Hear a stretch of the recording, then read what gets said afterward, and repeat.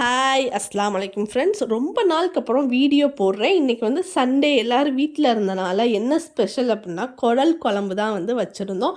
So இது வந்து அம்மா வீட்டில் இருந்தப்போ எடுத்த ஒரு வீடியோ. அது வந்து லைட்டாக மிஸ் ஆகிடுச்சு, போடுறதுக்கு நான் விட்டுட்டேன். ஏன்னா கொஞ்சம் பிஸியாக இருந்தனால அடுத்தடுத்து ஊருக்கு கிளம்ப, இங்கே வர, இங்கே ஒரு ஃபங்க்ஷன், தீபாவளி அப்படின்னு வந்தனால ஸோ என்னால் போட முடியல. இன்றைக்கி தான் வந்து வீடியோ போடுறேன். நம்ம குடல் குழம்பு எப்பயும் நம்ம கறி குழம்பு வைப்போம்ல, அதே ப்ராசஸ் தான் குடல் குழம்பு வந்து வைக்க போகிறோம். அதில் கறி போடுறோம், இதில் வந்து குடலை வந்து நம்ம போட போகிறோம். ஸோ வெங்காயம், தக்காளி, கத்திரிக்காய் எல்லாத்தையும் வந்து நம்ம எடுத்து வச்சுக்குவோம். ஒரு பக்கம் என்ன செய்யுங்கன்னா, குடலை வந்து நல்லா கழுவிட்டு வேக வச்சுருங்க. வேக வச்சு பண்ணால் தான் சூப்பர் செம்ம டேஸ்ட்டாக இருக்கும். ஸோ வேக வச்சுருங்க. வேக வச்சு நல்லா வெந்துடட்டும். ஒரு 5 6 விசிலாட்டும் வரட்டும். வந்ததுக்கப்புறம் நம்ம இப்போ ஒரு பேனில் எண்ணெயை காய வச்சு, எண்ணெயில் நம்ம எப்பயும் போடுவோம்ல கறி குழம்புக்கு பட்டை, கிராம்பு, ஏலக்காய். நான் ஆல்ரெடி ஒரு வீடியோ கறி குழம்பு வீடியோவும் இருக்குது.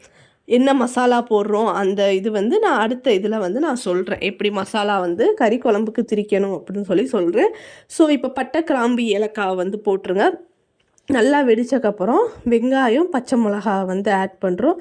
சின்ன வெங்காயம் வந்து போட்டுருங்க. சின்ன வெங்காயத்தை நல்லா குட்டி குட்டியாக கட் பண்ணிடுங்க. 2 2 இல்லை 4 4 வந்து கட் பண்ணிடுங்க. நல்லா வதங்கட்டும். நல்லா வதங்கினக்கப்புறம் இந்த சைடு வந்து தேங்காய் வந்து அரைச்சி வச்சுருங்க. தேங்காய் வந்து இந்த ப்ராசஸில் தான் இருக்கணும். ரொம்ப சாஃப்டாக இருக்கும், கொஞ்சம் கொதன்னு இருக்கணும். ஸோ அந்த மாதிரி அரைச்சி வச்சுக்கோங்க. இப்போ வெங்காயம் வந்து நல்லா வதங்கிருச்சு. இஞ்சி பூண்டு பேஸ்ட் வந்து நம்ம ஆட் பண்ணுறோம். இஞ்சி பூண்டு பேஸ்ட் வந்து குடல் எவ்வளோ இருக்கோ அந்த அளவுக்கு வந்து இஞ்சி பூண்டு பேஸ்ட் வந்து போட்டு நல்லா மிக்ஸ் பண்ணுங்கள். நல்லா மிக்ஸ் பண்ணக்கப்புறம் நம்ம கொஞ்சோண்டு உப்பு வந்து ஆட் பண்ணிக்கோங்க. குடல் நம்ம வேக வச்சுருக்கோம்ல, அதுலேயும் வந்து உப்பு போட்டிருப்போம். ஸோ உப்பு வந்து பார்த்து நீங்கள் போட்டுக்கோங்க. அதுக்கப்புறம் நம்ம வந்து மிளகாய் பொடி 2 ஸ்பூன் வந்து போட்டோம் மிளகாய் பொடி. ஸோ நல்லா அந்த வெங்காயத்தோடு நல்லா மிக்ஸ் பண்ணுங்கள். மிக்ஸ் பண்ணிவிட்டு கரம் மசாலா நம்ம இது போடுவோம்ல, கறி மசால் பொடி போடுவோம்ல, என்ன பொடி, இந்த பொடி வந்து நான் மீன் குழம்புக்கு வந்து என்ன பொடின்னு சொல்லிட்டேன். இந்த இது வந்து நான் இன்னமே அடுத்த வீடியோவில் வந்து போஸ்ட் பண்ணுறேன். இது என்னென்னலாம் போட்டு திரிக்கணும் அப்படின்னு சொல்லி நான் போஸ்ட் பண்ணுறேன்.